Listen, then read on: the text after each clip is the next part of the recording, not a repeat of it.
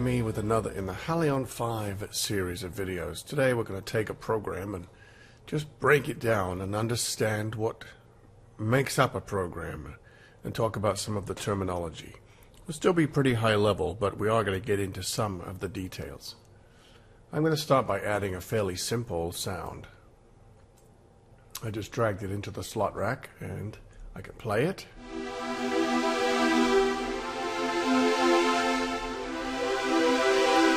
Pretty straightforward string sound.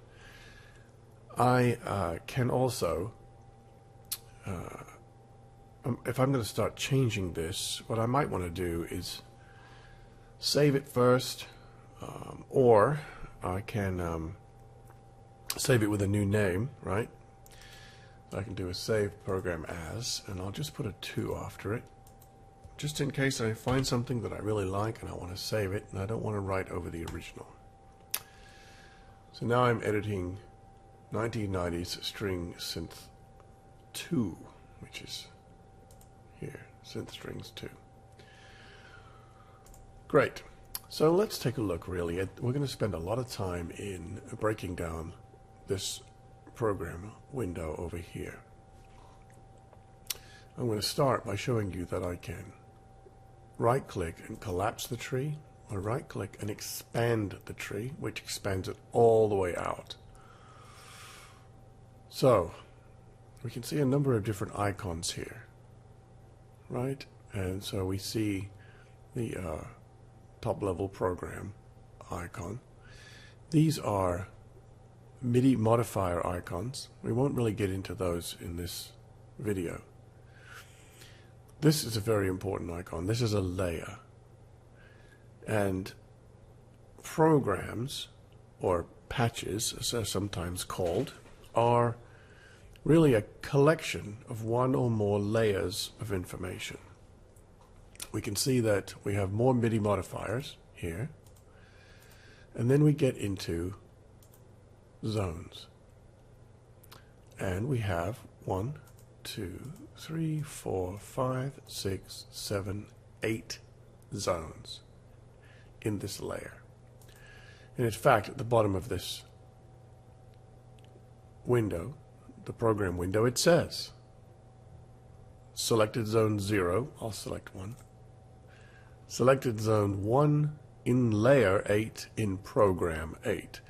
So in this layer there are 8 zones. In the entire program there are 8 zones, which is why this is a simple sound. It only has 1 layer with 8 zones in it. It could have 2 layers or 3 or 5 layers or 10, each with 1 zone or 20 zones. And you can build some very, very complex sounds, but I wanted to start with something simple here. So what is a zone? Let's talk about that. If I go to the edit window and I go to the zone window, we can see that we have a lot of, I've got them collapsed right now, I could expand them out. We have a lot of things we can change about this zone. But let's just talk about what zones are for a second.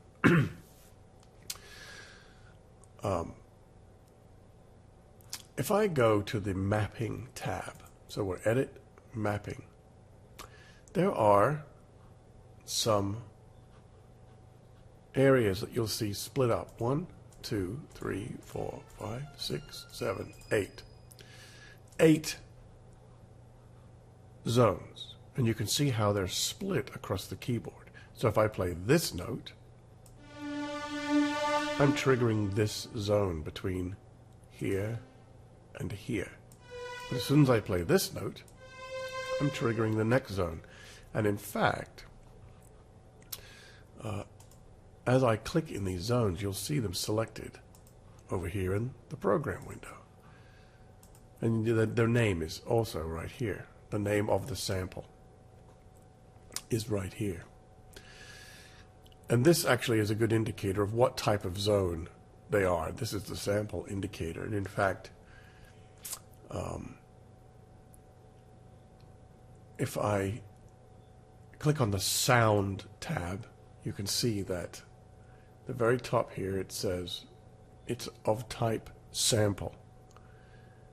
So zones can be synths, samples, grain, or this is new, organ, the new version of Halion5. But more about those in a different video. Let's just stick with sample. And so as I click down through the zones, you can see that the sample is changing. Every zone has a slightly different sample. So someone took a synthesizer and sampled it across the keyboard from low to high to make this sound more realistic as we play through the zones and play through the octaves. Let's go back to the mapping screen. I have a few options here. I can turn on MIDI mapping selection options. And this allows me to define how I want to select the zones for editing. So the most basic one, we'll turn these off. The most basic one is select zones with the mapping editor keyboard. That's this down here. So if I select this zone, you can see there. And by the way, this keyboard won't select zones. This is not the mapping editor keyboard. This is. So that's an easy way to select zones with notes, but of course I can just click and do the same thing. I could turn on select zones via MIDI. And now I can select them with my keyboard, my actual keyboard on my desk. You can hear me pressing the notes. Whoops. Maybe a little too hard. So I'm selecting them, and I can see what, and I can actually press multiple keys and select multiple zones. But there's easier ways to do that. I can turn on this, which is select all zones between the last two notes played, and I can select select 3 zones. I can do it on this keyboard too. Now I've got that turned on. There, selected all the zones. Could I select them over here? I absolutely could. I don't want to change the name of it. I could select the first one, hold down Shift, select the last one. All zones. I could select the first one, hold down Control, and select whichever ones I wanted. And now those are selected for editing. Why is that important? Well, let's get into some editing, and let's just start with this middle sound here. Let's go to the sound window, and let's talk about this. Right now, you can go to any of these areas here, where this is scrolling us to these editing areas. It's a quick way. We can also simply turn them off. This is a little lock button, right? So if I didn't use, say, the modulation matrix section right now, I could just say, well, these two I'm not interested in seeing those two. And then I can scroll up and down to the rest of the sections. I can do that globally. Now only one will be active at a time. As I scroll through, it just changes what I'm seeing in the edit window. Or I can turn them all on, lock them all on, and collapse them. And as I go through and just look at the ones I want, the others will get out of the way, they'll collapse. So there's multiple ways of looking at these. I kind of like this view because it tells me right away whether things are, the filters are bypassed, or whether the whole sound is editable or not. Is audible or not, is turned on or not. And I'll show you that in a second here. So I am right now looking at the parameters for this one zone. So everything in here only applies to this sample in this zone. And I'll show you what I mean. If I come down to pitch, and I change the octave, I put it up an octave, just this zone is now an octave higher. So if I play up the keyboard, you hear it jump.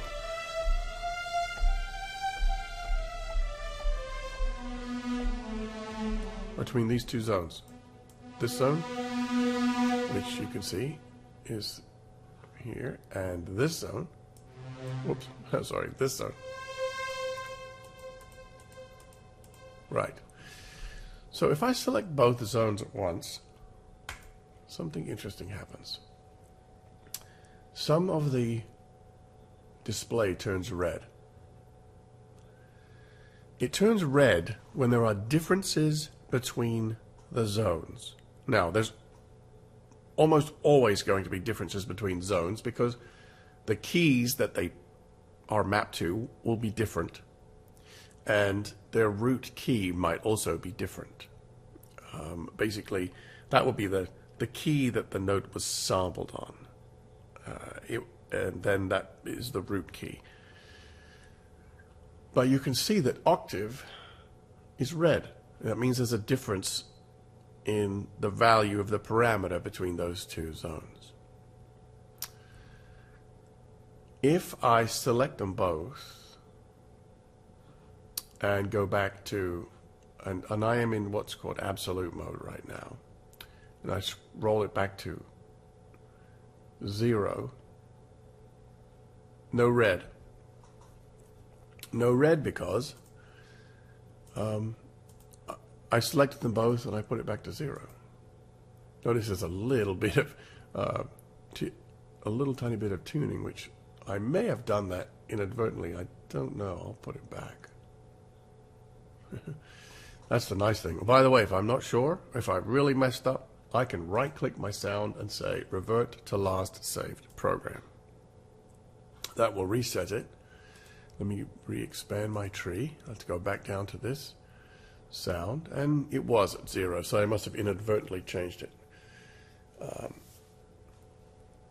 It's not hard to bump values with your mouse when you're just scrolling around. So that is how why you want to select certain zones for editing. I'll show you another thing about zones. If I wanted to put them all up an octave, I select all of them again, shift, and I just bump them all an octave. And there's no, it's not red because they're all up an octave.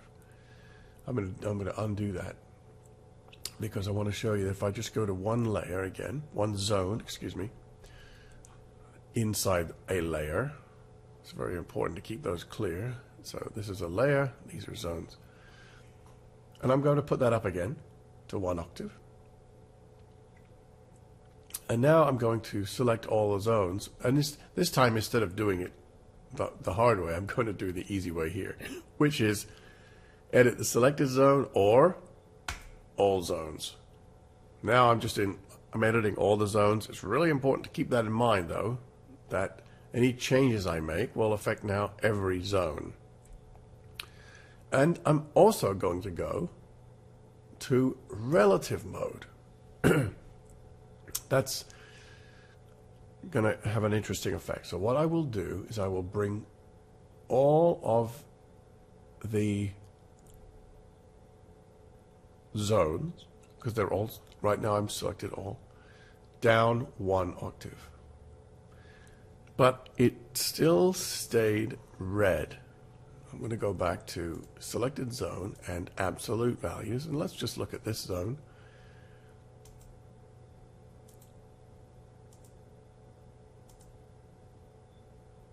There. See what's happened here? All of the zones went down to -1 octave because they were at 0, except for this zone, which was at +1, and it now is at 0. That's relative editing. So it didn't reset all the zones to be the same, which it would have done if I'd have been in absolute mode. they would have all absolutely gone down 1 octave. But because it was relative, they all went down 1 octave relative to where they started. Okay, that's really handy if you're wanting to nudge volumes or filters and things like that per zone. So that's really a breakdown of the zones, and there's a lot of things we can do to the sound, which I will have to get into in other videos, otherwise this will be an hour long. But just to finish up, I want to show you that as part of this layer and as part of the whole program, there are buses, and buses are really just signal paths. What does the signal travel through until it comes out and makes a sound? Right? Well, we still have our editing on. Here's another little tip, by the way. You can see that I'm still selecting zones, and I don't really want to. I can turn off, instead of having to go back to mapping and turn off here, I always have a shortcut up here where I can just turn all those. Now if I play, I'm not selecting zones, okay, which is good, because again, you can inadvertently select and modify a zone unintentionally. So let's just talk about this real quick. This layer feeds into this bus, and this bus contains a chorus and a delay as part of the sound. The overall program bus doesn't have any effects on it. We can look at the mixer tab, and by default you could see the master output. Now Halion5, I mentioned in the last video, has a huge amount of outputs. It has 32 outputs plus surround sound outputs. Right now we're just on the master out, which is just number 1. And that's fine, we don't need anything else for right now. We can also look at the aux bus channels, which right now are just empty, there's nothing on them. We can look at all of the output channels that I just mentioned, right, all the way up to 32, and then surround sound, which is really incredible. Because remember, you can put 64 individual programs into the slot rack. And so you have a lot of outputs to manage all of that.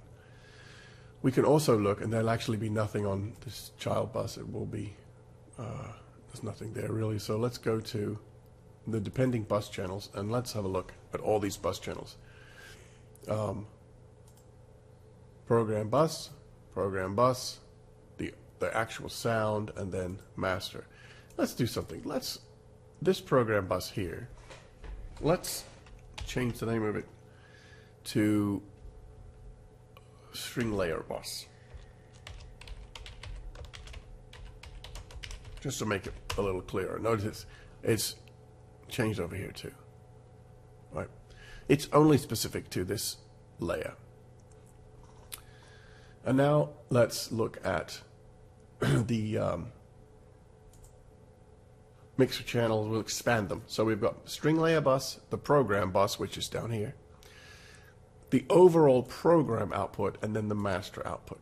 And look, we have 8 slots for every single one of these channels, allowing us to put an enormous amount of processing in if we wanted to. But all we have right now is chorus and delay. And you can see them here, and if you want to take a look at them, you can activate the edit window. This is the chorus, and here's the sound with,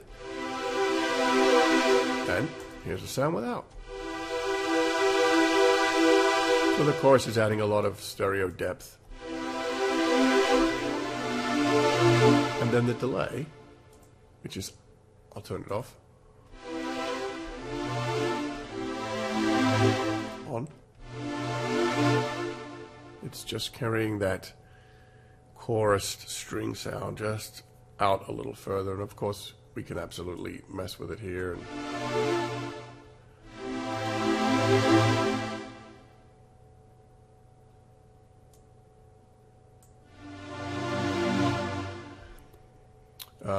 And change it any way we want.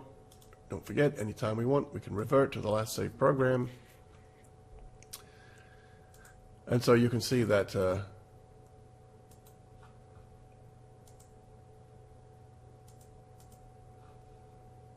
It's reverted back to its original name as well. So it's very easy to see how deep this gets. And this is just a sound with one layer, 8 zones. Each zone is a sample and a couple of output effects. It's a very simple example with a lot of complex options. In the next video, I will go more into what each of these edit functions is responsible for, and take a look at how you can maybe modify the samples and the loops. And one more thing before we go, because this is a Halion5, an actual Halion5 sound, there's a macro screen, and that's really just sort of a nice tidy interface onto the sound that allows us to also change it here.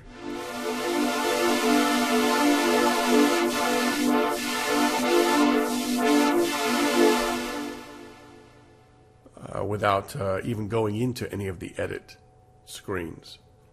And you can see it's part of the Halion Sonic SE basic set of sounds, which means you can't reuse the sample from inside here in anything else because it's part of a VST library. It's a VST sound library, but you can modify the parameters and save it as a different version of that sound, like I did here. All right. Well, that's it for this Halion5 video. Thanks for watching. I hope it was helpful to you. If you like these videos, please subscribe and share with your Cubase loving friends. And I will talk to you next time. Thanks.